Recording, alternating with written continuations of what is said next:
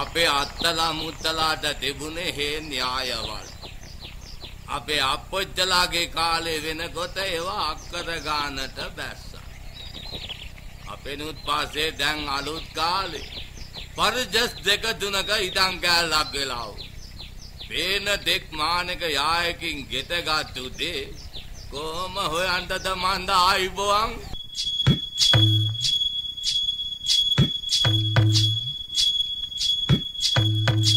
කාලයාගේ ඇවෑමෙන් උරුම වූ බිම් කැබැල්ලකට හිත්පිත් ඇතිව ලෝකය වෙනස් කළ මිනිසුන්ගේ තාක්ෂණය මුසුකොට යායක රන් කරල් නෙලා ගන්නා මග කියා දෙන අස්වැන්න.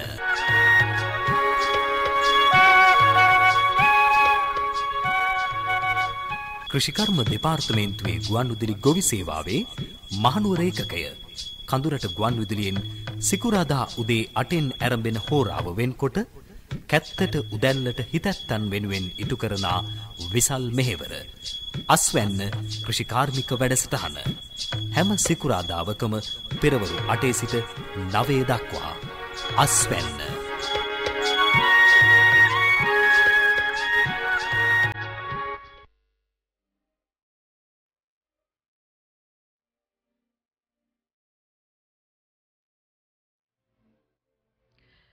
අයිබෝවන් ලබදී ශ්‍රාවක සහෘද ඔබට සත්‍රීකත්වයේ සෞභාග්‍ය හැම කෙනෙකුගේම ජීවිතයට සමීපයි. ඒ සමීපභාවය සබාදහමේ වෙනස්කම් එක්ක අපිට ගැළපෙන විදිහට අපිට ගැළපෙන ආකාරයට බෙදා ගන්නට සෞභාග්‍යමත් බව ජීවිතවලට සමීප කරගන්නට අපි උත්සාහ කරනවා. ඒ උත්සාහ කරන ඔබව දැනුම්වත් කරන විශේෂිත ගුවන් කාලයේ සිකුරාදාවේ මෙලෙස පෙරවරු 8ට අපි ඔබට සමීප කරන්නේ අස්වැන්න.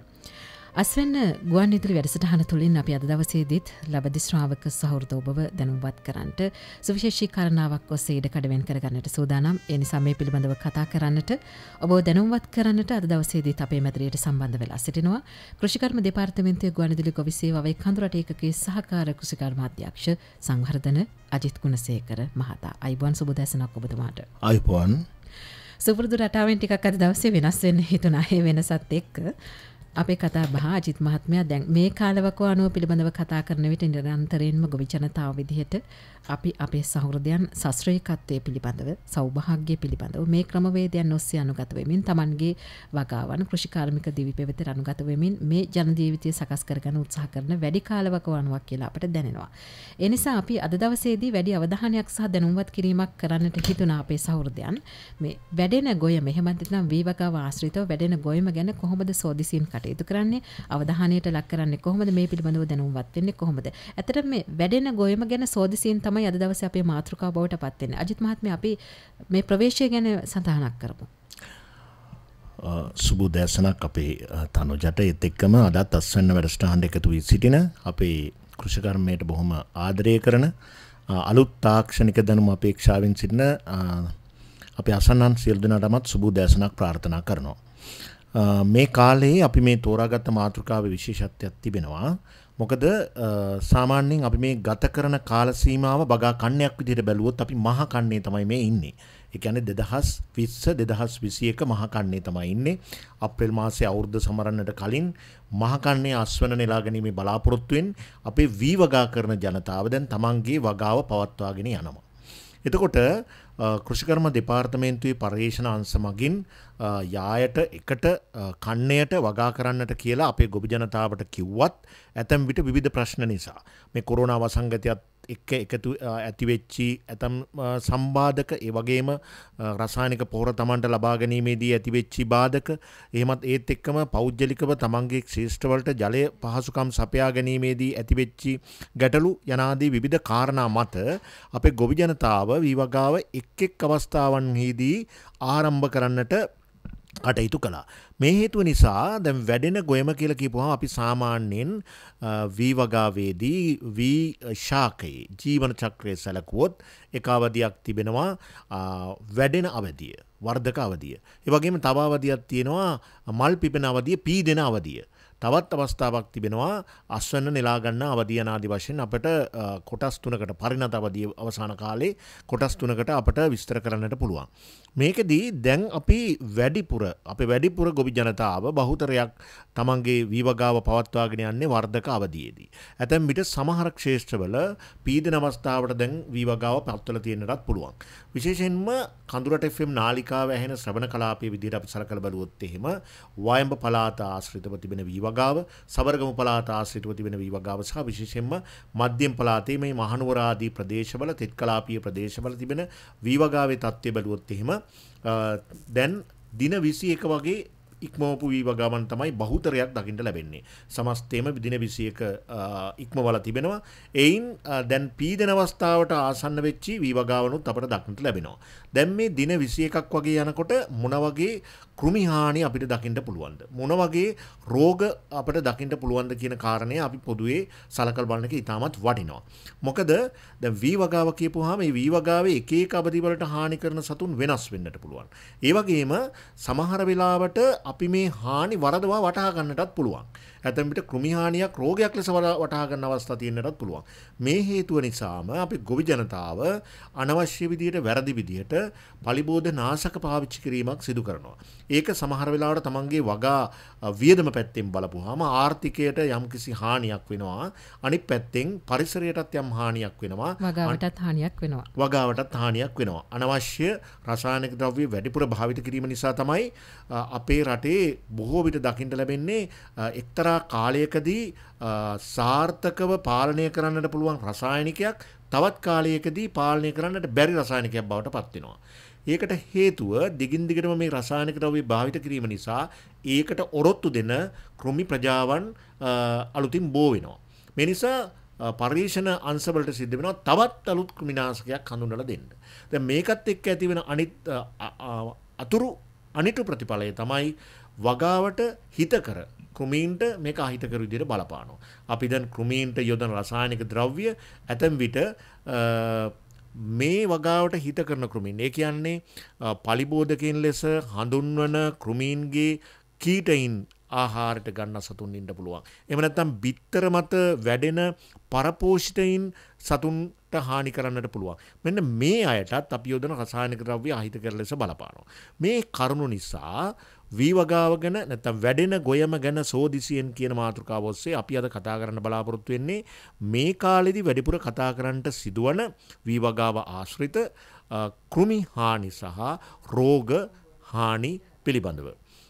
එතකොට අනිත් කාරණේ තමයි දැන් අපි හැමදාම ගුවන් විදුලි වැඩසටහන් වලදී කාලීනව කතා කරන මාතෘකා අතරට අපි විශේෂයෙන් එකතු කරන තවත් කාරණයක් තමයි පසුගිය සතියේ 19/20 දුරකථන ඇමතුමට එහෙම නැත්නම් කෘෂිකර්ම දෙපාර්තමේන්තුව මගින් පවත්වාගෙන යන කෘෂි උපදේශන සේවාවෙන් වැඩිපුරම අහන ලද ප්‍රශ්න මොනවද කියන කාරණය. දැන් අපි බැලුවොත් එහෙම පහුගිය සතිවලත් වැඩිපුර 19/20 දුරකථන සේවාවෙන් කෘෂි උපදේශන සේවාවෙන් අපේ ජනතාව වැඩිපුරම විමසලා තියෙන ප්‍රශ්න අතර ප්‍රමුඛතම ප්‍රශ්නයක් වන්නේ වීවගාවේ රෝග හා කෘමි හානි පිළිබඳව. ඒ නිසා අද අපි විශේෂයෙන්ම මේ මාතෘකාව ඔස්සේ ඊට අදාළ විශේෂඥයින් සම්පත්දායකින් සම්බන්ධ කරගෙන වැඩසටහන සාකච්ඡා කරන්නට බලාපොරොත්තු වෙනවා. හොඳයි පෙරවරු 8යි විනාඩි 10යි දැන් වෙලාව කඳුරට ගොවන සමග ඔබ රැඳී සිටින්නේ වීවගාව සහ වැඩෙන ගොයම ගැන සෝදිසියෙන් කටයුතු කරන ගොවි ජනතාවට ඒ ඉදිරියේ නිර්මාණය වන ගැටලු සඳහා නිසි විසඳුම් ලබා දෙන්නට ඉඩ කඩ වෙන් කරන්නේ අපි අද දවසේ ආසන්න තුලින් බතලේගොඩ වී පරීක්ෂණ සහ සංවර්ධන ආයතනයේ ව්‍යාධි විද්‍යාංශයේ සහකාර කෘෂිකර්ම අධ්‍යක්ෂ රුක්මාලි ගුණපාල මෙනවි අපි මේ මොහොතේදී සම්බන්ධ කරගන්න දුරකථන ඔස්සේ ආයිබුවන් සුබෝදෑසනක් ඔබතුමියට. ආයිබෝවන් සුබෝදෑසනක්. හොඳයි අපි අද දවසේදී ඔබතුමියගෙන් මුලින්ම යොමු කරන්න සූදානම් දැන් මේ කාලගුණික තත්ත්වයට එක්ක කාලගුණික තත්ත්වයේ තිබෙන වෙනස් වීමත් එක්ක වීවගාවේ තිබෙන වර්ධන අවස්ථාව අනුව මේ කාලය තුල වැඩිපුරම දැනගන්නට පුළුවන් රෝග මොනවාද මේ ආශ්‍රිතව? ඔව් ඇත්තටම දැන් මේ වෙනකොට දිවයින පුරා විවිධ අවධියේ ගොයම් පවතිනවා පැල කාලේ ඉඳලා අස්වැන්න නෙලන අවධිය දක්වා. එතකොට පැල කාලයේ ගොයමේදී අපිට දිවයින පුරා ශේෂ්ත්‍ර වලින් වාර්තා වෙනවා මේ තියෙන වැස්සත් එක්ක ක්‍රිසෙක් කියන තත්ත්වය. ඒ කියන්නේ බැක්ටීරියානු කොළ අංගමාරේ මුල් අවධියේදී පැල ගොයමට ඇති වෙන රෝගයක් තමයි. ඒක ඇත්තටම බැක්ටීරියානු රෝගයක් අපි ක්‍රිසෙක් කියලා හඳුන්වනවා. ඊට පස්සේ පඳුරු දමන කාලයේදී කොපු අංගමාරය රෝගය ඒක දිලීර රෝගයක් සමහර ස්ථානවලින් දැනට වාර්තා වෙලා තියෙනවා. ඊට අමතරව විශේෂයෙන් මධ්‍යම පළාත ආශ්‍රිතව පීඩන ගොයමේ ගෙල කුණු වීම කියන දිලීර රෝගය අපි කොළපාළුව කියලා හඳුන්වනවා පත්‍රවලට එනකොට ඒකේ කරලට එන අවධිය ගෙල කුණු වීම විදිහට අපි හඳුන්වනවා. විශේෂයෙන් BG 94න් එක ආශ්‍රිතව මේ ගෙල කුණු වීම වාර්තා වෙලා තියෙනවා මධ්‍යම පළාත තුල. හොඳයි ඒ වගේම දැන් ඔබතුමිය අපිට සඳහන් කරන්න දැන් මේ විදිහට හඳුනා ගන්නා රෝගී තත්ත්වයන් වෙන් කර හඳුනාගන්නේ කොහොමද මේ වගේ තිබෙන එක එක් රෝග ලක්ෂණ කොහොමද ගොවි ජනතාව Tamanගේ දැනුම්වත්භාවයත් ඔස්සේ හඳුනාගන්නේ? ඔව් මම මුලින් ඉඳලා පැල කාලේ ඉඳලා කතා කරන්න. ඒකෙදි පළවෙනිම මං කිව්වේ ක්‍රෙසික් කියන තත්ත්වය වාර්තා වෙනවා කියලා. විශේෂයෙන්ම සති 2-6 අවධියේ තියෙන ගොයම් එහෙම නැත්නම් කුඹුරු ආශ්‍රිතව තමයි අපිට මේක වාර්තා වෙන්නේ බහුලව. මේ පවතින වැස්සත් එක්ක වර්ෂා ජලය එකතු වෙලා ගම් වතුර තත්ත්වයක් නොවුනත් යම් කිසි කුඹුරු ප්‍රමාණයක් යට වෙනවා මේ ශනික වැස්සත් එක්ක. එතකොට ඒ යට වෙන කුඹුරු වල කුඩා පැල කුණු වීමක් තමයි අපිට දකින්න හම්බ වෙන්නේ. මේක විශේෂයෙන් අල්ලි විදිහට තමයි වතුර රැඳෙන ස්ථානවල වැඩි වශයෙන්ුත් අල්ලි විදිහට දකින්න හම්බ වෙනවා. හඳුනා ගන්න බොහොම පාසුයි. චූටි පැල කුණු වෙනවා, ගොබේ ගැලවිලා අතට එනවා ඇදලා බලපුවාම. ඊට පස්සේ අපි කියනවා බැක්ටීරියානු ගඳ කියන එක මේ පැලවල දකින්න හම්බ වෙනවා. දුර්ගන්ධයක් මේ අපිට දැනෙනවා මේ පැල ගලවලා බලපුවාම. ඊට පස්සේ කොපුවංග මාරය කියන එක ගත්තොත් ඒක විශේෂයෙන්ම වර්ධන අවධියේ ගොයම් වලට තමයි වාර්තා වෙන්නේ. නමුත් මේ වන විට පීඩන අවධියේ ගොයම් ආශ්‍රිතවත් වාර්තා වෙලා තියෙනවා. විශේෂයෙන්ම රෝග ලක්ෂණ මතුවෙන්නේ ජල මට්ටම ආශ්‍රිතව කඳේ කොපුව මත. ගොවි මහතුරුන් නම් කියන්නේ පොළොන් හමක් වගේ ලප තියෙනවා කියලා. ඇත්තටම බැලුවොත් අලු කොළ පාටට හුරු ඕවලාකාර ලප තමයි ඒ කොපුව ආශ්‍රිතව දකින්න හම්බ වෙන්නේ. ඊට පස්සේ ඒක අපි මුල අවස්ථාවේ අඳුරාගත්තේ නැතොත් එහෙම නැත්නම් පාලන ක්‍රමයක් නොයදුවොත් පත්‍ර දක්වාත් කරල් දක්වාත් වර්ධනය වෙන්න පුළුවන්. මේ කන්නේ ආශ්‍රිතව අපිට දකින්න හම්බෙනවා කරල් වල ගොවි මහතුරු අරන් එන්නේ මේ පිටිමකුණ කියලා.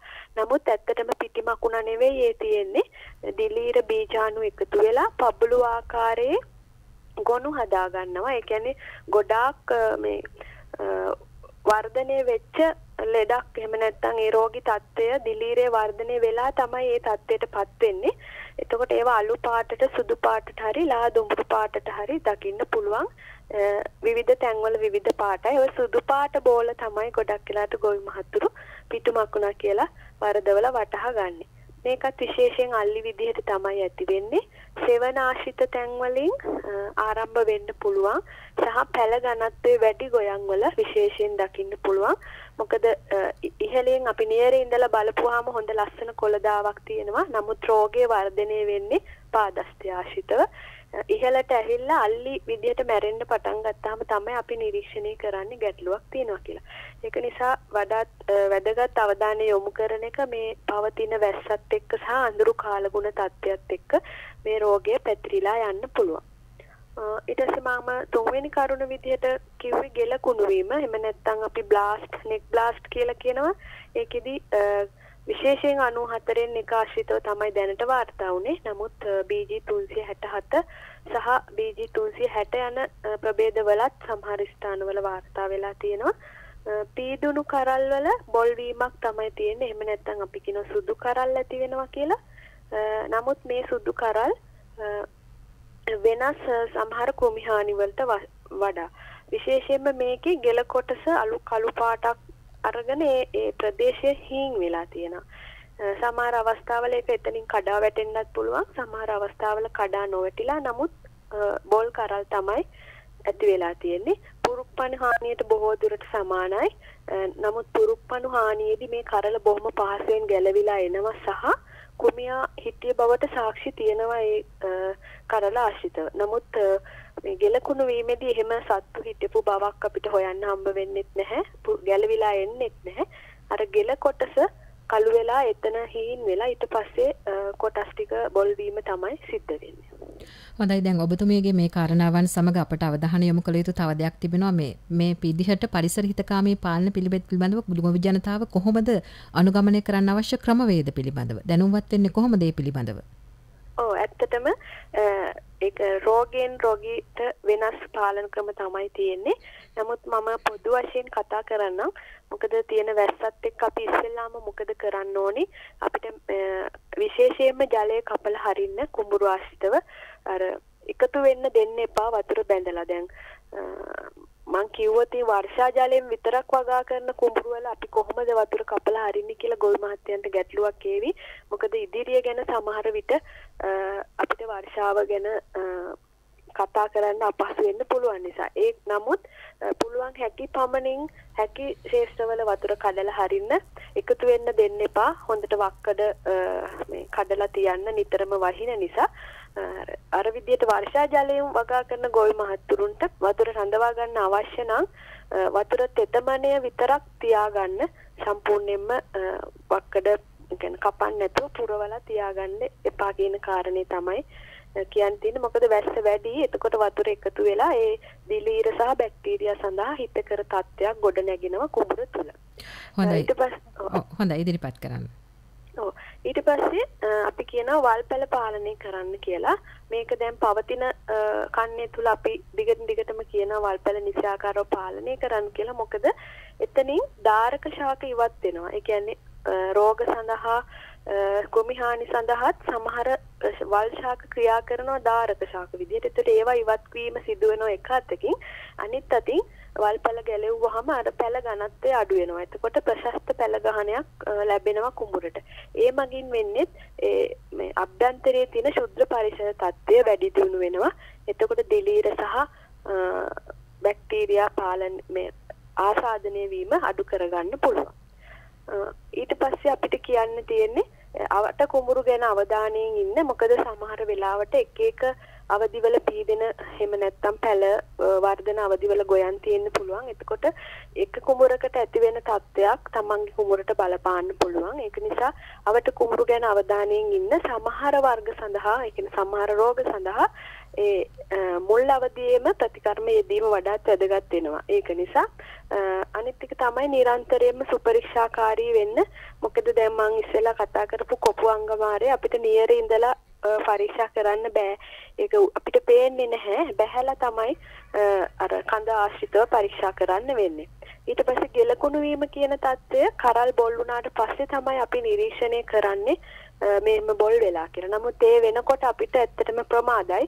මොකද නැවත කරල් පිරීමක් සිදු වෙන්නේ නැහැ කිසිම පාලන ක්‍රමයක් යෙදුවට. එතකොට අපිට ඊට කලින් පුළුවන් නම් හඳුනා ගන්න උත්සාහ කරන්න පත්‍රවල ලප තියෙන්න පුළුවන්.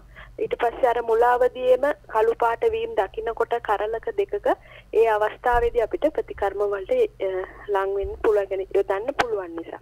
ඒක නිසා අපි කියන්නේ නිරන්තර සුපරීක්ෂාකාරී වෙන්න මේ වැස්සත් එක්ක සමහර ප්‍රශ්න අපිට එහෙම නැත්නම් ගැටලු පහසුවෙන් පාලනය කරගන්න පුළුවන් මුලින් හඳුනා ගත්තොත්. ඊළඟට දැන් මේ සමහර රෝග මේ කන්නේදී පාලනය කරන්න අපහසුයි. මම කිව්වේ දැන් ගෙලකුණු වීම වගේ එකක් බොල් වුණාට පස්සේ අපිට ප්‍රතිකර්ම නැහැ යොදන්න. ඒකට ඊළඟ කන්නේ ගැන අපි වඩාත් අවධානයෙන් ඉන්න වෙනවා. ඒ ඊළඟ කන්නේ සඳහා පිරිසුදු රෝගකාරක වලින් තොර බිත්තර වී යොදා ගැනීමත් කරකරපු 10 බීම් සකස් කිරීමේදී යොදා ගැනීමත් වඩාත් වැදගත් වෙනවා. ඊට අමතරව අපි නිරන්තරයෙන්ම අවධානයෙන් ඉන්න નિયમિત බීජ ප්‍රමාණය එහෙම නැත්නම් පැල ගහනේ පවත්වා ගැනීමට નિયમિત පරිදි වල් පාලනය සිදු වෙනවාද කියන තත්ත්ව පිළිබඳව. ඒ ඊළඟ කන්නේ ගැන තමයි කතා කරේ. ඒතකොට විශේෂයෙන් ආයෙත් කියන්නේ නිරන්තර සුපරීක්ෂාකාරී වීම වඩාත් වැදගත් කියලා. සමහර වෙලාවට දැන් අපි මෙහෙම සඳහන් කරමු නිරන්තර සුපරීක්ෂාකාරයෙන් යම් මොහොතක ගිලිහි ගියොත් එහෙම මේ හානිය උග්‍ර වෙන්න පුළුවන් අවස්ථා නිර්මාණය වෙනවා තීරණය වෙනවා. එතකොට ඔබතුමිය සඳහන් කරන්න කොහොමද මේ රසායනික පාලන ක්‍රම භාවිත කිරීමෙන් ගොවි ජනතාව මේ කාර්යය සඳහා දායක වෙන්නේ? ඔව් ඇත්තටම බැක්ටීරියානු රෝග කාණ්ඩය සඳහා රසායනික ප්‍රතිකාර ක්‍රම නැහැ. එහෙමනම් අපිට යොදන්න වෙන්නේ අනිකුත් අර මම ඊට කතා කරපු මොනවා හරි යම්කිසි ක්‍රියා මාර්ගයක් හෝ කීපයක් යොදා ගැනීම. ඒක නිසා ඒ වගේ රෝගයකදී හොඳම දේ තමයි වතුර කපලා හරින එක සහ පිටතින් එන ජල පාලනය කරගන්න පුළුවන් නම් වඩාත් වැදගත් වෙනවා. මොකද රසායනික ප්‍රතිකර්ම නැති නිසා. නමුත් දිලීර රෝග සඳහා විශේෂයෙන් කොපු අංගමාරය සහ කොළපාළුවේදී පත්‍ර මත ඇතිවන තත්ත්වයට අපේ නිර්දේශිත රසායනික ද්‍රව්‍ය තියෙනවා දිලීර නාශක කීපයක්. එතකොට ඒවා යොදද්දී අපි සරකා බලන්න ඕන කරුණු කීපයක් තියෙනවා.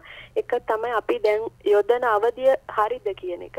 ඒ කියන්නේ ගෙල පාළුවට ගෙල කුණු වීමට ආවට පස්සේ ඇත්තටම යොදලා වැඩක් නැහැ. එහෙනම් අපි යොදන රසායනික ද්‍රව්‍ය ඇත්තටම අපතේ යාමක්. ඒක පරිසරයටත් අහිතකරයි. ආර්ථික වශයෙන්ුත් ලාභදායී බවක් වෙන්නේ නැහැ. මොකද නැවත කරල් යථා තත්ත්වයටපත් වෙන්නේ නැති නිසා. ඒ නිසා මේ වගේ අවධිය හරියටම බසලකා බලන්න ඕනේ මම රසායනික ද්‍රව්‍ය යොදන අවධිය හරිද කියන එක. ඊට පස්සේ නිසියාකාරව යෙදීම වැදගත් වෙනවා. විශේෂයෙන් දැන් කොපු අංගමාරය වගේ එකක තියෙන්නේ පාදස්තේ නම් අපි උඩින් නිකන් අල්ලගෙන ගියාට වැඩක් නැහැ. අර පාදස්තේට වදින්න මේ රසායනික ද්‍රව්‍ය වදින්න පාවිච්චි කරන්න වෙනවා. එතකොට ඒ විදිහට අපි යොදන්න ඕනේ මොන කොටසටද මොන අවධියේද යොදන්න ඕනේ කියන එකත් කොච්චර ප්‍රමාණයක් සාමාන්‍යයෙන් අපි කියන්නේ අක්කරයකට ටැංකිය 8ක් 10ක් පාවිච්චි කරන්න කියලා. ඒ වගේ ඒ යොදන ප්‍රමාණය ගැනත් අවධානයෙන් ඉන්න වෙනවා. ඊට පස්සේ මේ වගේ කාලගුණ තත්ත්වයක් මත ඇත්තටම රසායනික ද්‍රව්‍ය යෙදීමත් ගැටලුවක් වෙන්න පුළුවන්. මොකද නිරන්තරයෙන්ම වර්ෂාව ලැබෙන නිසා. ඒක නිසා මල් පිපෙන අවධියේ තියෙන ගොයමක නම් රසායනික ද්‍රව්‍ය අපි කියන්නේ හවස් කාලයේදී යොදන එක වඩාත් වැදගත්. මොකද බොල් වීමට ඒක හේතුවක් වෙන්න පුළුවන් හින්දා. නමුත් වැස්ස අඩු වෙන වෙලාවක අපිට පාවිච්චි කරොත් අඩුම ගානේ පැය 2-3ක්වත් ඒක ගහට උරා ගන්න අවස්ථාව දෙන්න පුළුවන් නම් විතරක් පාවිච්චි කරන්න. එහෙම නැත්නම් ඔබ යොදන රසායනික ද්‍රව්‍ය ප්‍රමාණය අපතේ යාමක් සිදු වෙනවා. එතකොට කොළ පාළුව කියන එකට ගෙල කුණු වීම ආශ්‍රිතව පත්‍රවල තියෙන එකට අපි කොළ පාළුව කියනවා. අපිට ඒක සඳහා රසායනික ද්‍රව්‍ය කීපයක් තියෙනවා නිර්දේශ කළා. ටෙබුකොනසෝල්, අයිසෝප්‍රොතියෝලේන්, කාබෙන්ඩසිම් සහ ට්‍රයිසයික්ලසෝල් කියන වර්ග. ඒවාගේ තියෙන ක්‍රියාකාරී කාණ්ඩය මත එකවරක් හෝ දෙවරක් පාවිච්චියට තමයි අපි නිර්දේශ කරන්නේ. ඊට පස්සේ කොපු අංගමාරයට අපිට පාවිච්චි කරන්න පුළුවන් පෙන්සිකියුරෝන්, හෙක්සාකොනසෝල්, ටයිෆනේට් මීතයිල්, ප්‍රොපිකොනසෝල් හෝ ෆ්ලුටොනිල් කියන රසායනික ද්‍රව්‍ය එහෙම නැත්නම් දිලීර නාශක වලින් නිර්දේශිත ප්‍රමාණ වලින් ටැංකිය 8ක් 10ක් අක්කරයට වදින විදිහට තමයි පාවිච්චි කරන්න කියලා කියන්නේ. හොඳයි මේ රුක්මාලි මහත්මිය ඔබ ඉතාමත් මේ විස්තරාත්මකව පැහැදිලි කරා මේ රෝග ඔක්කොටම අපි සාමූහිකව ගත්තා. එහෙම නැත්නම් ඒකාබද්ධ ප්‍රවේශයකින් කරනවා නම් කොයි වගේ පාලන ක්‍රමයන් කරන්නට ඕනේද? ඊට අමතරව දිලීර හානි වලට විතරයි අපට ප්‍රතිකර්ම විදිහට රසායනික ද්‍රව්‍ය නිර්දේශ කරන්නට පුළුවන්. ඒවට අපි භාවිත කළ යුතු රසායනික ද්‍රව්‍ය මොනවද කියන එකත් ඔබ පැහැදිලි කරා. මේ ගුණපාල මහත්මිය මට මේ කතාවේදී නැගුණු එක ප්‍රශ්නයක් තමයි අපි දන්නවා අපි මේ ওই රෝගවල ලක්ෂණ ඇත්තටම එකිනෙකට වෙනස් වෙන්නට පුළුවන්. හැබැයි මේ වී වගාවගෙන වඩාත් සංවේදීව තොරතුරු දන්නේ නැති කෙනෙක් වෙන්නට පුළුවන්. ඇතැම් නිලධාරි මහත්වරු වුණත් ඉන්නට පුළුවන්. වී වගාව පිළිබඳ විශේෂ අවධානයක් යොමු කරන්නේ නැත්නම් වගාවේ බාහිරින් බලපුවාම මේ හැම ලෙඩක්ම එක වගේ තමයි පේන්නේ. සමහර වෙලාවට ඔබ ඔය සඳහන් කරපු අංගමාරය අනිත් එක්කම බලපුවාම කොළ පාළුව මේ වගේ බාහිර බලපුවාම සමහරට එක වගේ පේනෙන්නට පුළුවන් වැඩි අත්දැකීම් නැති අයට. වීවගාවේ කාලාන්තරයක් නිරත වෙච්ච අයට නම් මේක ප්‍රශ්නයක් වෙන්නේ නැති වෙයි. හැරෙනකොටම කියන්නත් පුළුවන් මේක තමයි මේ ලෙඩේ කියන කාරණය. දැන් ඒ අතරතුරේදී ආගන්තුක ලෙඩක් ආවොත් තවත් පැටලිලි සහගතයි. අපි දන්නවා සමහර ගොවි මහත්තුරුන්ට මේක බැක්ටීරියානු රෝගයක් වෙන්නට පුළුවන්. නමුත් සමහරවිට මේක පැලැමැක්කගේ හානියද එහෙම නැත්නම් කොලාකුලන දලඹ වගේ හානියද කියලාත් පටලවා ගන්න අවස්ථා තියෙනවා. දැන් මේ වගේ සැකසහිත අවස්ථාවන් වලදී අපි ගොවි ජනතාව අතරමං වෙනවා. ඇතැම් විට මේ කෘමිනාශක වෙනුවට පලිබු මේක වෙනත් රෝග සඳහා රසායනික ද්‍රව්‍ය වුණත් භාවිත කරන්නට පුළුවන්. මේක හැම අතින්ම අපරාධ වැඩක්. දැන් මෙවන් අවස්ථාවකදී මේ සැකසහිත දෙයක් අපිට සිද්ධ වුණොත් එහෙම එක්තරා මට්ටමකින් Tamanට ලක්ෂණයක් පේනවා. මේක රෝගයක්ද කෘමියෙක් නම් මොන කෘමියගේ හානියද කියන ප්‍රශ්නයකට අපේ ගොවි මහත්වරු ගොදුරු වුණොත් මෙතනදී ඔවුන්ට කරන්න පුළුවන් හොඳම වැඩේ මොකක්ද? දැන් අපි තාක්ෂණයක් ටිකක් දියුණුයි. ඡායාරූප මගින් උනත් තොරතුරු ඉදිරිපත් කරන්න පුළුවන්. ඔබට මේ අත්දැකීම ඔබට ඕනි තරම් පැමිණෙනවා ඇති ඔබගේ පරිශන ආයතනයේට. ඔබට කියන්නට පුළුවන් මේ වගේ ගොවි ජනතාවට ක්ෂේත්‍රයේදී යම් ගැටලුවක් ආවොත් ඔවුන්ට ගන්න පුළුවන් පියවර ඔබ දන්නා විදිහට අපි කීපයක් සඳහන් කරමු. ඔව් ඇත්තටම පළමුවෙන්ම උත්සාහ කරන්න Tamanම හඳුනා ගන්න. දැන් කෘමිහානියක් නම් ගොඩක් වෙලාට සතා ශේෂ්ත්‍රයේ ඉන්න ඕනි. ඊට පස්සේ කහවීම තමයි ප්‍රධාන වශයෙන් ගොවි මහත්තුරුන් ඉදිරිපත් කරන ගැටලුව. කහ වෙනවා තෙලක් දෙන්න පුළුවන්ද කියන එක. නමුත් කහවීම කියන එක හැම රෝගයකටම තියෙන්න පුළුවන් සහ බොහෝ සතුන්ටත් තියෙන්න පුළුවන්. ඒක ඊට අමතරව මේ පාංශු ගැටලු සඳහා තියෙන්න පුළුවන්. ඒක නිසා හරියට පරීක්ෂා කරන්න කහ වෙන එක කියන එක ප්‍රමුඛ කරගන්නේ නැතුව වෙනත් රෝග ලක්ෂණ මොනවාද කියන එක හොයන්න උත්සාහ කරන්න. විශේෂයෙන් දිලීර හානිවලදී බොහෝ විට තියෙන්නේ අර පැච් එකක් එහෙම නැත්නම් අපි කියනවා ලපයක් ඒ වගේ දෙයක් තමයි බොහෝ විට තියෙන්නේ. නමුත් බැක්ටීරියානු රෝගයක් සඳහා අර මං කිව්ව ගඳ තියෙන්න පුළුවන්. ඊට අමතරව කහවීම පත්‍ර දාර දිගේ තමයි රෝග ලක්ෂණ විදියට දකින්න හම්බ වෙන්නේ. ඒකට මේකත් අඳුර ගන්න අපහසු නම් පුළුවන් ළඟම ඉන්න කුෂිකර්ම උපදේශක මහත්තයාට හෝ මහත්මියට කතා කරලා උදව්වක් ලබා ගන්න. ඊට පස්සේ 1920 දුරකථන සේවය තියෙනවා. එතනින් අපිට උදව්වක් ලබා ගන්න පුළුවන්. එහෙමත් නැත්නම් අපේ පරීක්ෂණ ආයතනයේ ව්‍යාධි විද්‍යාංශයට හරි කීට විද්‍යාංශයට හරි අපිට පින්තූරයක් එවන්න පුළුවන්. මොනවා ඔබ කියන WhatsApp හරි Viber හරි Messenger මොනවා හරි ඔබ ළඟ තියෙන මාධ්‍යයක් හරහා ඊට අමතරව email එකකින් පින්තූර කිහිපයක් අරගෙන අපිට යොමු කරන්න පුළුවන්. එහෙමත් නැත්නම් දුරකථන පණිවිඩයක් ලබා දෙන්න. අපි අහලා බලන්නම් කොයි විදිහටද තියෙන්නේ කියලා. ඒකට ඔබ දන්නේ නැත්නම් අපි අහන ප්‍රශ්න මගින් වැඩි දුරට පරීක්ෂා කරලා බලලා සාර්ථක උත්තරයක් ගන්න පුළුවන් වෙයි කියලා මම විශ්වාස කරනවා. හොඳයි, බොහොම ස්තුතියි ඔබතුමියට ගවි ජනතාව පිළිබඳව දැනුම්වත් කිරීමට වී වගාව ආශ්‍රිතව පවතින ගැටලු, කාලගුණික තත්ත්වයන්, රෝගී තත්ත්වයන් හඳුනා ගැනීම, මේ එක් රෝගවල තියෙන රෝග ලක්ෂණ, ඊට පස්සේ ගොවි ජනතාව මේ හිතකර පාලන ක්‍රමයක් අනුගමනය කරන්නේ කොහොමද, පාරිසරික ආශ්‍රිතව හානිය උග්‍රවන අවස්ථාවලදී භාවිත කරන්න ඕන රසායනික පාලන ක්‍රම මොනවද, මේ සියලු කාරණා පිළිබඳව දැනුම්වත් කරන්න සම්බන්ධ වුණාට බොහොම ස්තුතියි ඔබතුමියට. බතලේගොඩ වී පරීක්ෂණ සහ සංවර්ධන ආයතනයේ ව්‍යාධි විද්‍යාංශයේ සහකාර කෘෂිකර්ම අධ්‍යක්ෂ රුක්මාලි ගුණපාල මෙනවියයි අපි සම්බන්ධ කරගත්තේ.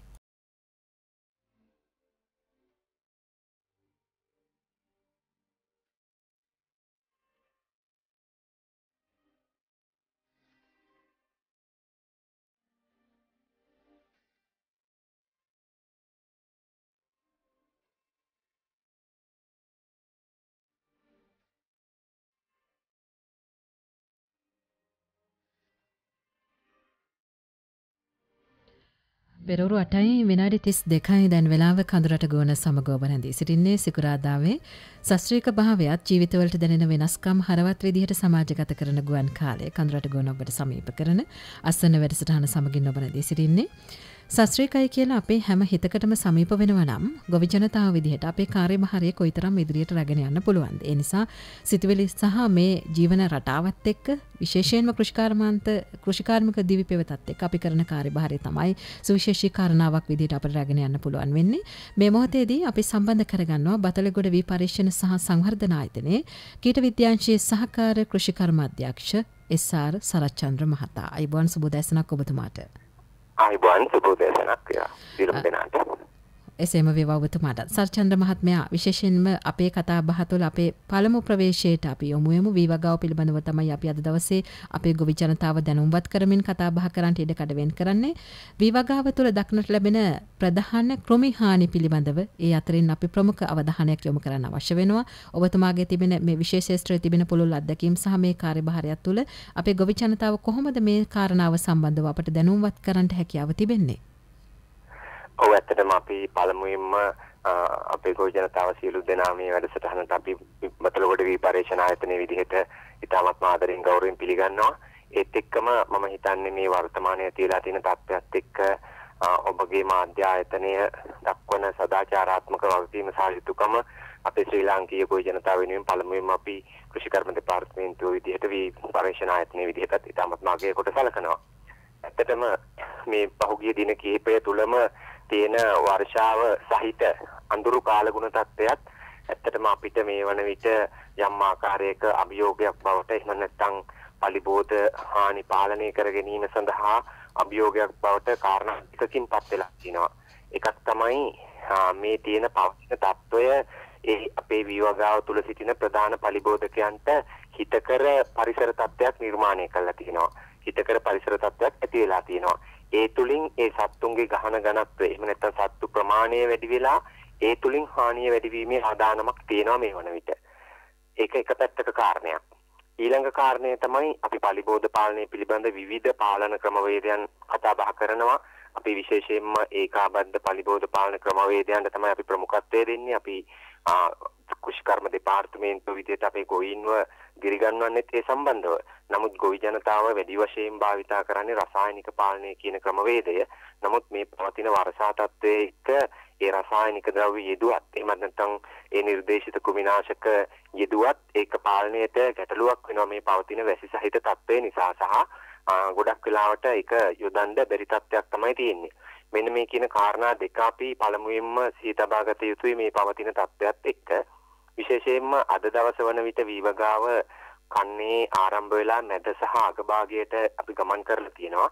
විශේෂයෙන්ම වර්ෂා පෝෂිත ප්‍රදේශවල අග භාගයටත් ඒ කියන්නේ කරල් පීඩන අවස්ථාව සහ මෝරණ අවස්ථාව දක්වාත් ගිහිල්ලා තියෙනවා.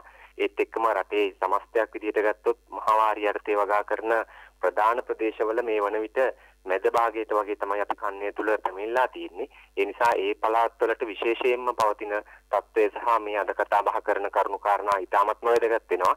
ඒත් එක්කම විශේෂයෙන් කඳුරට තෙත් ප්‍රදේශවන නුවර දිස්ත්‍රික්කය සහ මාතලේ දිස්ත්‍රික්කයේ වගාවන් මේ වන විට තියෙන්නේ මාස එකමාරක් දෙකක් මාසයක් වගේ කාලවකවානුව වල. ඒ නිසා ඒ තෙත් ප්‍රදේශවලටත් ඉතාමත්ම වැදගත් වෙනවා අද කතා බහ කරන කරුණු කාරණා. විශේෂයෙන්ම ඔබ සඳහන් කළ ප්‍රශ්නයට දැන් මම ඍජුවම උත්තර ලබා දුන්නොත් මේ වන විට ශේෂ්ත්‍රයේ දැක ගන්න පුළුවන් නැත්නම් ගොවි බිම්වල දැක ගන්න පුළුවන් ප්‍රධාන පලිබෝධ හානි විදියට අපි වීවගාවේ හඳුනා ගන්නවා. දුඹුරු පැල කීඩෑ වගේ හානිය, කොළ හකුලන දලඹුවාගේ හානිය, ඒ වගේම කහ පොරුප්පණුවාගේ හානිය සහ ගොක් මැස්සාගේ හානිය. මෙන්න මේ කියන ප්‍රධාන කෘමි උවදුරු 4 පිළිබඳවම විශේෂයෙන්ම සැලකිලිමත් විය යුතුයි. දුඹුරු පැල කීඩෑවා වීවගා කරන ප්‍රධාන ප්‍රදේශ රැසකම මේ වන විට දුඹුරු පැල සහ පිටසුදු පැල කීඩෑවන් වාර්තා වෙමින් පවතිනවා. මේ තත්ත්වය ඉතාමත් නරක අතට යන්න නොදී අපි පාලනය කර ගැනීම සඳහා උපමාව කටයුතු කළ යුතුයි. විශේෂයෙන්ම ගොක් මැස්සගේ හානිය මාතලේ නුවර දිස්ත්‍රික්ක සහ තෙත් ප්‍රදේශවල වැඩි වශයෙන් පාත්‍ර වන තත්ත්වයක් තමයි අපි හඳුනාගෙන තියෙන්නේ. ඒ වගේම පවතින අඳුරු සහිත අඩු උෂ්ණත්වයේ වැඩි ආර්ද්‍රතාවය එහෙම නැත්නම් වැඩි තෙතමනයක් සහිත අඳුරු සහිත කාලගුණ තත්ත්වයක් එක්ක කොළ හකුලන දලඹුවාගේ වැඩිවීමේ ලොකු ප්‍රවණතාවයක් තියෙනවා සියලුම ප්‍රදේශවල මේ වන විට. ඒත් එක්කම කහ පුරුප්පණුවාගේ හානිය විශේෂයෙන්ම අනුරාධපුර පොළොන්නරුව ත්‍රිකුණාමලය ඒ වගේ ප්‍රදේශ මුල් කරගෙන අනිකුත් ප්‍රදේශවලත් විශේෂයෙන්ම පඳුරු දමන ගොයම් අවධියේ තියෙන සහ ප්‍රජනක අවධිය ආරම්භ වීමට තියෙන ක්ෂේත්‍රවල කහ පුරුප්පණුවාගේ හානියත් ප්‍රධාන වශයෙන් අපිට හඳුනා ගන්න පුළුවන්. මෙන්න මේ කියන ප්‍රධාන කෘමි වදුරු 4 පිළිබඳව අපි මේ පවතින තත්ත්වයක් එක්ක වැඩි අවධානයක් යොමු කරලා කටයුතු කිරීමේ අවශ්‍යතාවයක් තමයි මේ වන විට වීවගාව තුළ පවතින වර්තමාන තත්ත්වය. හොඳයි සරචන්ද්‍ර මහත්මයා, දැන් ඔබතුමා සඳහන් කළා ප්‍රධාන වශයෙන් කෘමි හානි වර්ග 4ක් පිළිබඳව. දැන් අපේ ගොවි ජනතාව කොහොමද මේ හානිවල තිබෙන ලක්ෂණ වෙන විදිහට හඳුනාගන්නේ? අපි මේ පිළිබඳව පැහැදිලි කිරීමක් කරමු. ඇත්තටම ඔබතුමිය ඉතාමත්ම නිවැරදි සහ අත්‍යවශ්‍ය ප්‍රශ්නය තමයි මේ අවස්ථාවේ යොමු කරේ.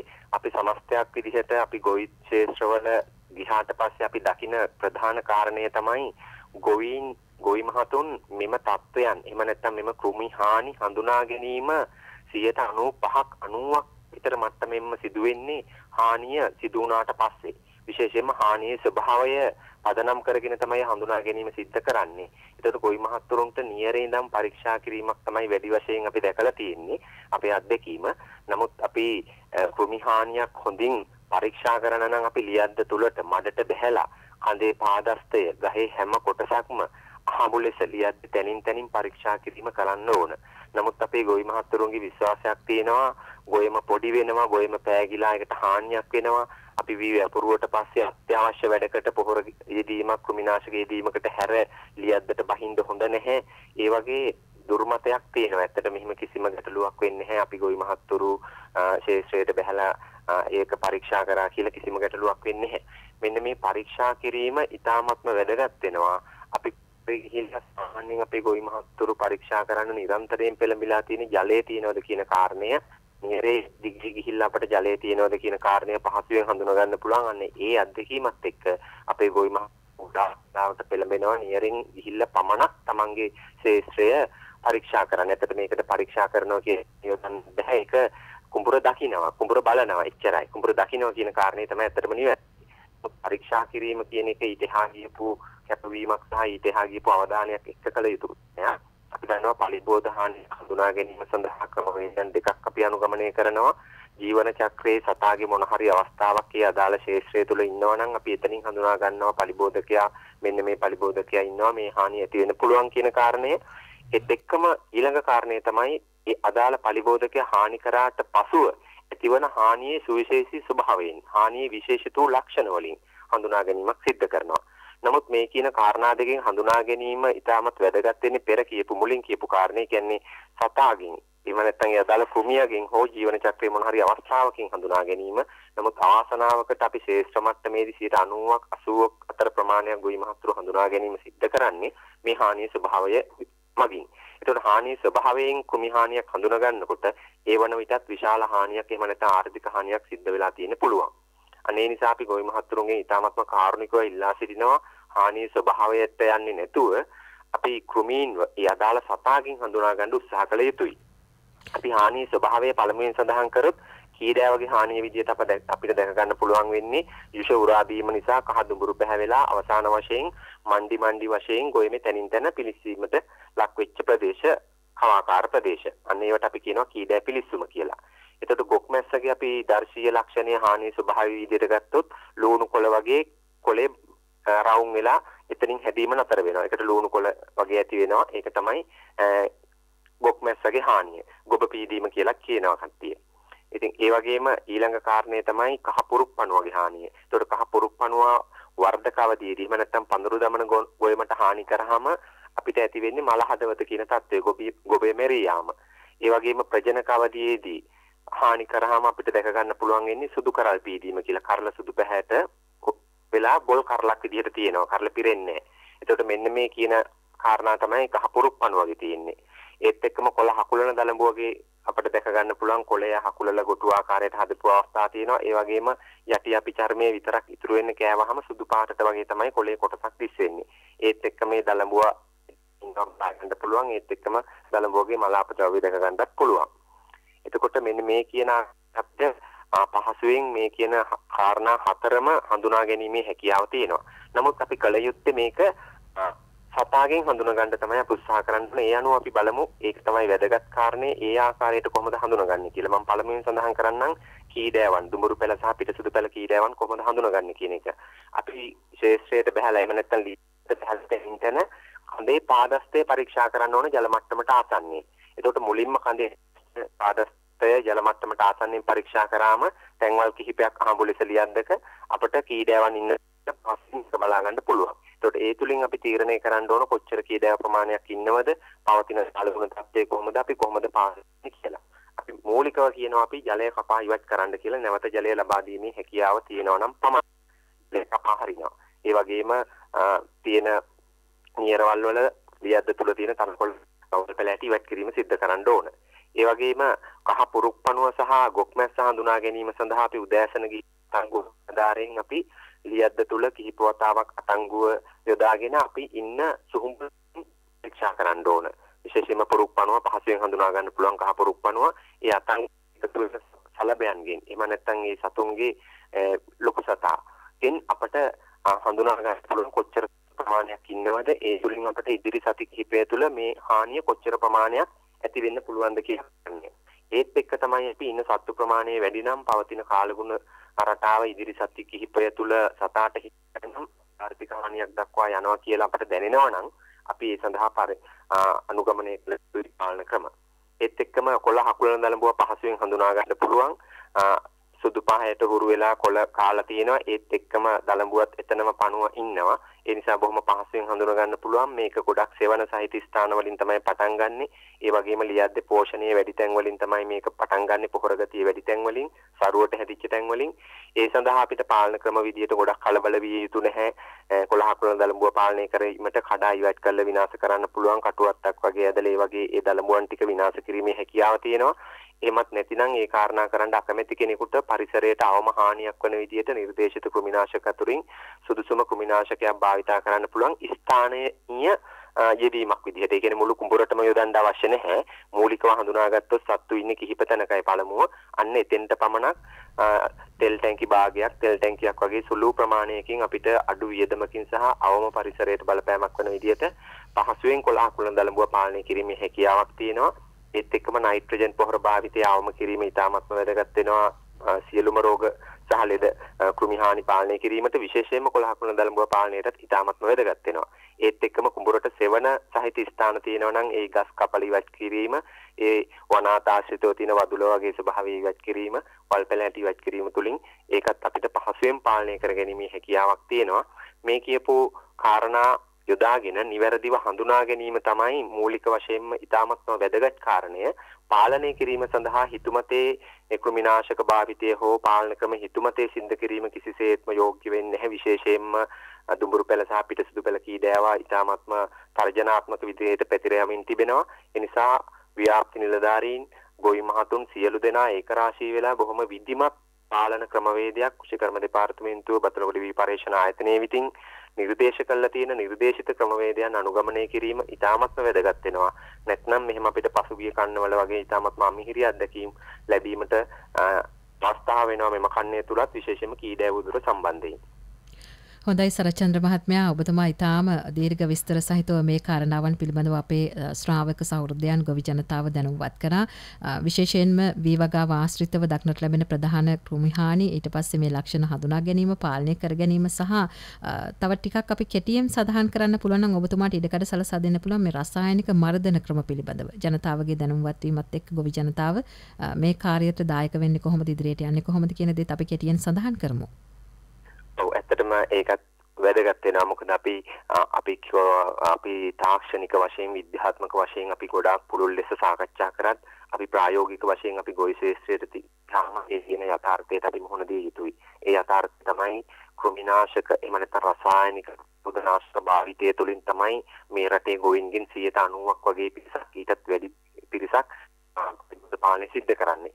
අපි එතෙන්දී උත්සාහ කළ යුතුයි කෘෂිකර්ම දෙපාර්තමේන්තුව විදිහට අවිධිමත් පලිබෝධ පාලනය අවම කරන්න සහ කාර්යක්ෂම අවම පිරිවැයකින් පරිසරයට අවම හානියක් වන විදිහට ගොවි ජනතාව සම්මාන කර දීමේ සදාචාරාත්මක සහ වගකීමක් යුතුකමක් කියන කාරණා දෙකම පැවරෙනවා අපිට කෘෂිකර්ම දෙපාර්තමේන්තුව විදිහට.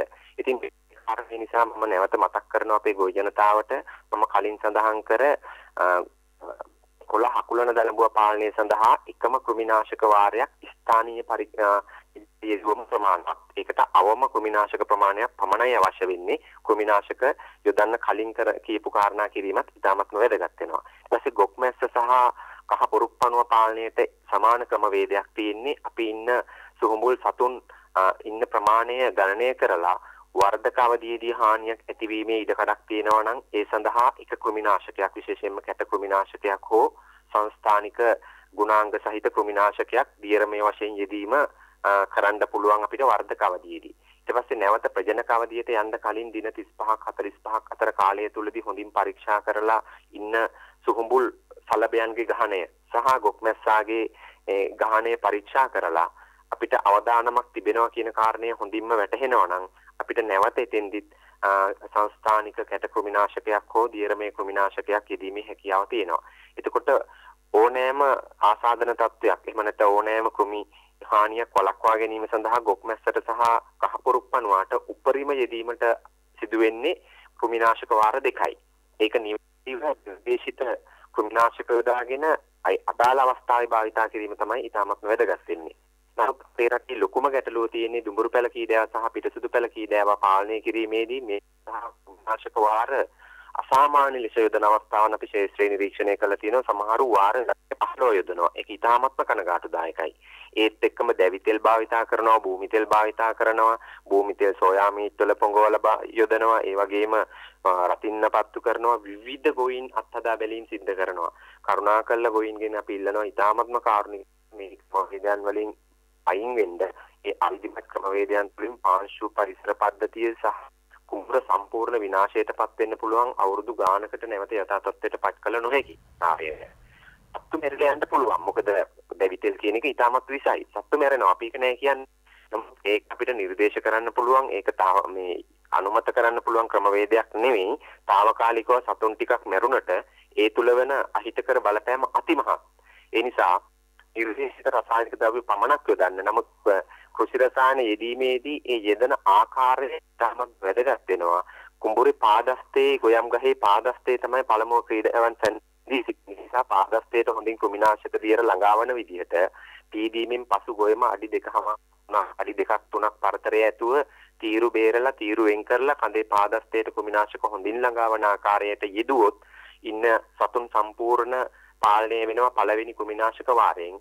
නැවතත් බිත්තර 100,000 ගාණක් තියෙන මේ ගොයම් ගස් තුල එවකින් 30ක් සහ දින 10ක් ඇතුළත නැවතේ බිත්තර වලින් ශිශු අවස්ථා ඇති වෙනවා. අන්නේ ශිශු අවස්ථා පාලනය කිරීම සඳහා නැවත දෙවන වතාවට කෘමිනාශකයක් යෙදීම එකට නිර්දේශිත කෘමිනාශකයක් යෙදීම අවශ්‍ය වෙනවා.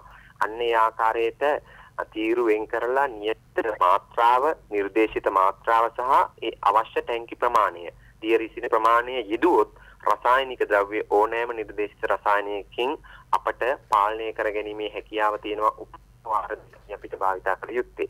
මේ කාරණේ නිවැරදිව सिद्ध කරන්නේ නැතුව අපේ ගොවි මහත්තුරු කරන්නේ උඩට පමණක් යොදන නමුත් ඊළෑවන් ඉන්නේ පාදස්තේ ඒකෙන් සාර්ථක ප්‍රතිඵල ලැබෙන්නේ නැහැ. ඕන් නැවතත් යොදනවා එකම විදිහට යොදන්නේ අර කියන පොඩි කැපල් කිරීම කරන්නේ නැහැ. තීරුවෙන් කිරීම සඳහා එකට මිනිස් දින භාගයයි යන්නේ. හෙක්ටයාරයකට මිනිස් දින 1.5කින් අනිවාර්යයෙන්ම කරන්න පුළුවන්. මෙන්න මේ කැප කිරීම වශයෙන් යුතුයි. හරියට ක්‍රියාකාරීත්වයේ තියෙන දියරිසිනයකින් පිරිසිදු ජලය භාවිතා කර නිර්දේශිත මාත්‍රාව පමණක් යොදන්න. අපේ ගොවි මහත්තුරු මාත්‍රාව වැඩි කරනවා, යොදන කෘමිනාශක ප්‍රමාණය ටැංකියකට වැඩි කරනවා. නියමිත ටැංකි ප්‍රමාණය අර අවශ්‍ය විදිහට යෙදීම සිද්ධ කරන්නේ නැහැ. ඒ නිසා ඒ අවශ්‍ය ආකාරයට නිර්දේශිත ආකාරයට සිද්ධ කරන්න අපි මේ කියන කරුණු කාරණා සියලුම ගොවි ශිෂ්ටවල සෑම ප්‍රදේශයක්ම ආවරණය වන විදිහට කීඩාවන් පාලනය කිරීම සඳහා සාර්ථකව භාවිතා කරලා ගොවි ශේෂ්ත්‍රවල ගොවීන් එක්ක අපි නිලධාරීන් ඔක්කොම එකතු වෙලා අපි අත්හදා බලලා ඒව සාර්ථකව තහවුරු කරලා තියෙනවා. සියලුම නිර්දේශිත කෘමිනාශක වලින් මේක සාර්ථකව පාලනය කරන්න පුළුවන් කියන කාරණේ. ඒ නිසා ඒ පිළිබඳ විශ්වාසය තියන අපි බොහොම වගකීමෙන් කියන්නේ ඒක කරන්න පුළුවන්. හැබැයි නිවැරදිව කරන්න ඕන නිවැරදි ක්‍රමවේදයට කරොත් පමණයි සාර්ථක ප්‍රතිඵල ලබා ගන්න පුළුවන් වෙන්නේ. අවිධිමත් ලෙස අනවශ්‍ය ලෙස කෘමිනාශක යෙදීමෙන් සහ අනවශ්‍ය දේවල් යෙදීමෙන් වළකින්න කියලා අපි ගොවි මහත්තුරුන්ගෙන් ඉතාමත්ම කාරුණිකව ඉල්ලා සිටිනවා බතලගොඩ විපර්යේෂණ හා සංවර්ධන ආයතනයේ විදිහට. හොඳයි සරච්චන්ද්‍ර මහත්මයා බොහොම ස්තුතියි ඔබතුමාට විධිමත් ක්‍රමවේදයන් ඔස්සේ විවග වාස්ත්‍රිතව ගොවි ජනතාවට පවතින ගැටලු හානි සහ ලක්ෂණ හඳුනා ගැනීම රසායනික මර්ධන ක්‍රමවේද ඔස්සේ Tamanගේ වගාව සාර්ථක කරගන්නේ කොහොමද කියන කාරණාව පිළිබඳව ඔබතුමා දැනුම්වත් කරාට බතලගොඩ විපර්යේෂණ සහ සංවර්ධන ආයතනයේ කීට විද්‍යාංශයේ සහකාර කෘෂිකර්ම අධ්‍යක්ෂ සරච්චන්ද්‍ර මහතායි අපි සම්බන්ධ කරගත්තේ. බොහොම ස්තුතියි ඔබතුමාට. බොහොම ස්තුතියි.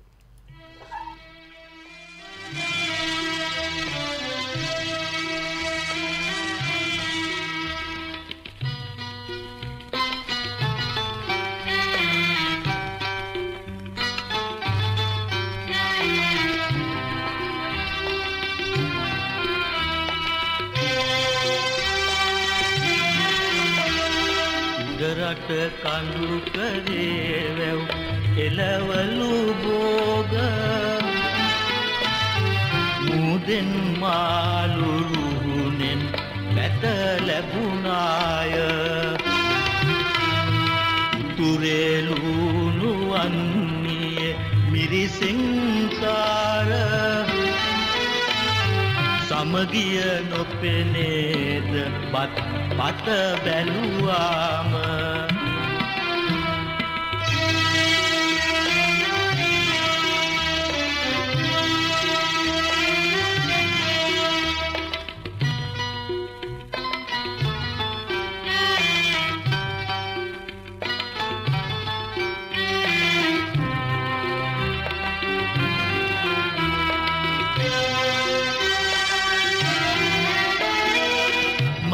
රට සිව් දිගට ගොවිදු දරුවන්නේ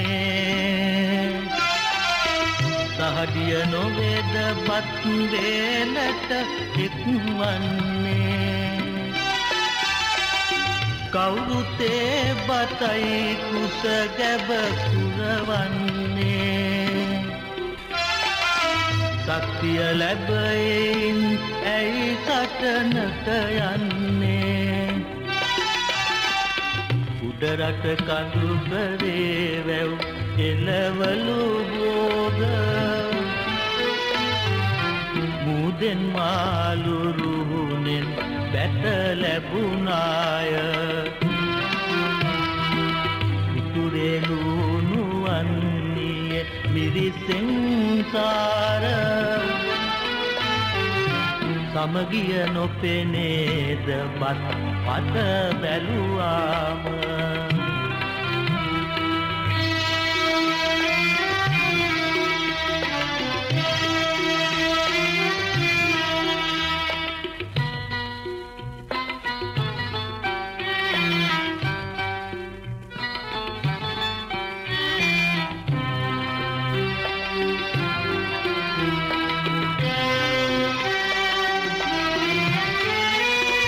නැතහොත් නියම කලවී ටික වැපිරෙන්නේ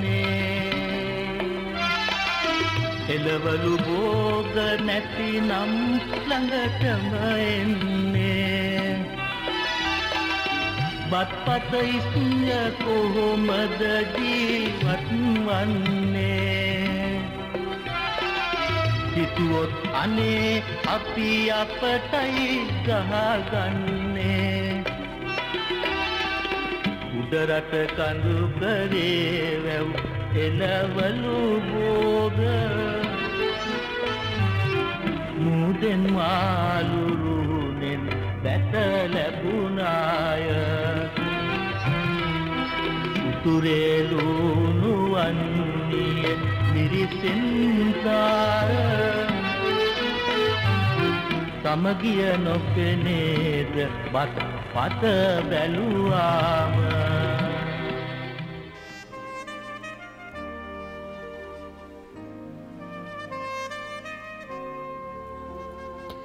පෙරවරු 9ට විනාඩි 5යි දැන් වෙලාව කඳුරට ගෝන සමග ඔබ රැඳී සිටින්නේ අවසන් විනාඩි කිහිපය අසන්නත් එක්ක අපි ගත කරන අජිත් මහත්මයා දැන් දීර්ඝ සාකච්ඡාවකට අපි ලක් කරා අපේ ගොවි ජනතාව දැනුම්වත් කරා විවගාව ආශ්‍රිතව විශේෂයෙන්ම අපි අද දවසේ මාතෘකාව බවට පත් කරගත්තේ වැඩෙන ගොයම ගැන සෝදිසියෙන් ඉන්නේ කොහොමද කියන දේ මේ සියල්ලත් එක්ක පොහොර භාවිතය ගැන දැන ගැනීමත් ඉතාම වැදගත් දෙයක්.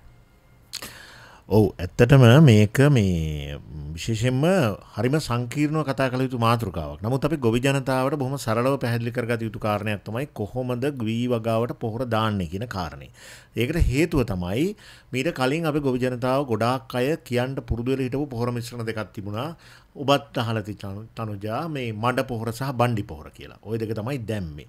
ඒ දවස්වල TDM කියලාත් හඳුන්වනවා ඔය TDM කියලා හඳුන්වුවේ මේ බණ්ඩි පොහොර කියන එක V1 මිශ්‍රණය කියලා හඳුන්වුවා මේ මඩ පොහොර කියන එක. ඒකට හේතුව ඒවා පොහොර මිශ්‍රණ විදිහට තිබුණු එක. නමුත් දැන් අපි පොහොර දාන්න තියෙන්නේ මිශ්‍රණ විදිහට නෙවෙයි. කෘෂිකර්ම දෙපාර්තමේන්තුව නිර්දේශ කරන්නේ ප්‍රධාන පොහොර වර්ග දුන්නාම ඒවා නිසි වයසේදී ඔබ විසින් මිශ්‍ර කරලා දාන්න කියන කාරණය. එතකොට පොහොර ගැන කතා කරනකොට මූලිකම කාරණේ තමයි මේ අපි දැනගන්නට ඕන කාරණයක් කොහොමද පොහොර වී වගාවට දාන විදිය නිර්දේශ කරලා තියෙන මොන කරුණු පදනම් කරන්නේ කියන එක. ඔව් අපි ඒ කාරණේ මුලින්ම කතා කරලෙමු. එතකොට දැන් මේ අපි දන්නවා මේක මේ මම සංකීර්ණ කිව්වේ මේකයි. පොහොර නිර්දේශයක් කිව්වම ලංකාවටම එකම පොහොර නිර්දේශයක් කියන්න බෑ. එකක් තමයි අපි කෘෂි කාලගුණික කලාප ගත්තොත් තෙත් කලාපය, වියලි කලාපය, අතරමැදි කලාපය කියලා තියෙනවා. එතකොට කලාප 3 අනුව පොහොර නිර්දේශ 3ක් ක්‍රියාත්මක වෙනවා. ඊළඟට දැන් මෙතන අනිත් කාරණේ තමයි සමහර අය බීජ වපුරනවා. සමහර අය තවාණෙන් ගලවලා පැල හිටවනවා. තවත් සමහර අය පැරෂුට් ක්‍රමය එහෙම නැත්නම් පැල විසිකිරීමේ ක්‍රමයෙන් ශ්‍රේෂ්ඨ සංස්ථාපනය කරනවා. එතකොට තමන් ශ්‍රේෂ්ඨ සංස්ථාපනය කරන ක්‍රමය අනුවත් පොහොර නිර්දේශය වෙනස් වෙනවා. අනිත් කාරණේ තමයි දැන් සමහර ඔය මහා වාරි මාර්ග සුළු වාරි මාර්ග යටතේ වාරි ජලය සම්පාදනය කරන කුඹුරු තියෙනවා. දැන් අපි අපේ මහනුවරට ආසන්නව අන්තර් පළාත් ව්‍යාප්ති බල ප්‍රදේශ විදිහට හසලක පැත්ත ගත්තොත් ඒ පැත්තේ වතුර හරවල කරනවා. හොඳට වතුර පහසුකම් තිබෙනවා. මිනිපේ ව්‍යාපාරය යටතේ උන්ට වතුර හරවනවා. මේවා වාරි ජලය යටතේ වගා කරන ඒවා. නමුත් අපි බැලුවොත් මේ නගරය ආශ්‍රිත ගොඩාක් ගම්මානවල මේ තෙත් කලාපේ තමයි අපි ඉන්නේ. ගොඩක් ගම්මානවල එහෙම ලොකු වාරි සම්පාදන ක්‍රම නැහැ. වැස්සට එකතු වෙන වතුර තමන්ගේ ආයයිනින් යන ඇලෙන් හරවලා වගා කරනවා. මේක වර්ෂාපෝෂිත වගාව. එතකොට වාරි ජල සම්පාදනයෙන් කරන වගාවයි වර්ෂාපෝෂිත කියලත් ඔන්න පොහොර නිර්දේශය වෙනස් වෙනවා. අනෙක් කාරණේ තමයි වී වල වයස වෙනස්නේ ප්‍රභේදවල. මාස 2කමාර දැන් ප්‍රභේද තියෙනවා. මාස 2කමාර, මාස 3, මාස 3කමාර, මාස 4, 4කමාර යන ආදි වශයෙන් වී වගාවේ වී ප්‍රභේදවල වයස වෙනස්. වයස අනුවත් පොහොර වෙනස් වෙනවා. දැන් මේ විදිහට මූලික පොහොර නිර්දේශය ඉදිරිපත් කරලා තියෙනවා කෘෂි දේශගුණික කලාප, ඔවුන් වගා කරන ක්ෂේත්‍ර සංස්ථාපනය කරන ආකාරය, ඔවුන් ජලය ලබා ගන්න ආකාරය සහ වී වල වයස අනුව. දැන් ඔය තත්ත්වේ පවත්වාගෙන යනකොට කෘෂිකර්ම දෙපාර්තමේන්තුවේ අවසානයේදී ලංකාවට හඳුන්වා දී තිබෙන පොහොර නිර්දේශය තමයි ඒක ප්‍රකාශන තියෙනවා අපිට ලබා ගන්න පුළුවන් 2013 වර්ෂයේ පොහොර නිර්දේශය. ඒක තමයි අවසානයේදී කෘෂිකර්ම දෙපාර්තමේන්තුවේ වී පරිශ්‍රාංශ හඳුන්වලා දුන්නේ. ඊට පස්සේ මෑතකදී දැන් ඔය කියන ප්‍රධාන සාධක වලට අමතරව එක ප්‍රදේශවල ගම්මාන මට්ටමේ ග්‍රාම නිලධාරී කොට්ටාස මට්ටමින් තීරණය කරලා තියෙනවා පස පරීක්ෂා කරලා මෙන්න මේ ගමට හොඳම පොහොර මොකක්ද කියලා. ඉතින් ඒක බලා ගන්න පුළුවන් කෘෂිකර්ම දෙපාර්තමේන්තුවේ වෙබ් අඩවියට ගිහිල්ලා doa.gov එහෙම නැත්නම් කෘෂිකර්ම දෙපාර්තමේන්තුව කියලා සර්ච් කරොත් Department of Agriculture කියලා සර්ච් කරොත් අපිට එතෙන්ට යන්න පුළුවන්. ඉතින් අවසාන වශයෙන් දැන් ওই වගේ තත්ත්වයක් තමයි පොහොර නිර්දේශයට තියෙන්නේ. මම ඔබට කෙටි උදාහරණයක් කියන්න මාස 3මාරේ වී මේ තෙත් කලාපයට උඩරට තෙත් කලාපයට අපි මාස 3මාරේ වී පැල හිටුවීම හෝ පැරෂුට් ක්‍රමයට කරන එක්කෙනෙක් කරනවා නම් මූලික පොහොර වශයෙන් හෙක්ටයාරයකට දාන්න කියලා තියෙනවා TSP කියන්නේ සාන්ද්‍ර සුපර් ෆොස්ෆේට්. ඒ කියන්නේ අර පොහොර සහනාධාරය යටතේ Tamanට ලැබිලා තියෙනවා පොහොර වර්ග තුනක්. එකක් සුදු පාට යූරියා. අනික රෝස පාට පොටෑසියම් අඩංගු මියුරේට් ඔෆ් පොටෑස්. අනික තමයි අලු පාට හෝ සුදු පාට ටිකක් ලොකු කටව જાතියක් තියෙනවා. ඒවා පොස්පරස් අඩංගු TSP සාන්ද්‍ර සුපර් ෆොස්ෆේට්. ඔය සාන්ද්‍ර සුපර් ෆොස්ෆේට් ටික Tamanට දීලා තියෙන ටික තමගේ කුඹුරේ ප්‍රමාණයට දීලා තියෙන්නේ. ඒ ටික ඔක්කොම දාලා ඉවර කරන්න ඕන මඩ පොහොර වශයෙන්. ඒ කියන්නේ බිම් සකස් කරලා හිටවන්න ඉස්සර ඒ ටික දාලා ඉවර කරන්න ඕන. ඊට පස්සේ යූරියා සහ රෝස් පාට පොහොර වයස අනුව සති 2, 4, 6 විදිහට අපිට කොටස් කරලා යොදන්න ඕන. අන්න ඒක හොඳට මතක තියාගන්න ඕන. මූලික පොහොර වශයෙන් අර ටික දාලා පස්සේ දාලා වැඩක් නැහැ. ඒවා හිමින් තමයි පෝෂණය නිදහස් කරන්නේ. හොඳයි. අජිත් මහත්මයා කතා කරන්න බොහෝ දේවල් තිබෙනවා. කාලයත් එක්කත් පුංචි වෙනසක් සිද්ධ කරන්න ඕනේ. ඒ නිසා දැන් වැඩෙන ගොයම ගැන සෝදිසියෙන් අපි කටයුතු කරමින් පොහොර වගාව භාවිතයේ මේ පිළිබඳව දැනුවත් වීම පිළිබඳව අපි ඉදිරියේදී කතා කරන්න ඉඩකඩ වෙන් කරගනිමු. කෘෂිකර්ම දෙපාර්තමේන්තුව අනුග්‍රහයෙන් සිකුරාදාවේ ඔබට සමීප කරන අස්වැන්න වැඩසටහන අද දවසේ අපේ මැදිරියට සම්බන්ධ වුණේ කෘෂිකර්ම දෙපාර්තමේන්තුවේ ගුවන්විදුලි ගොවි සේවාවේ කඳුරට ඒකකයේ සහකාර කෘෂිකර්ම අධ්‍යක්ෂ සංවර්ධන අජිත් ගුණසේකර මහතා. බොහොම ස්තුතියි ඔබතුමාට. ලබන සතියේදීත් මෙවන් කාරණාවන් සමග ඔබව දැනුවත් කරන්නට බලාපොරොත්තු වෙන සමුගෙන යන්නට අවසරයි. මම තනුජා නායන කුමාරී. හෙරත් අපේ ප්‍රාර්ථනාව ඔබට අස්වැන්නෙන් සපිරි යුගයක්.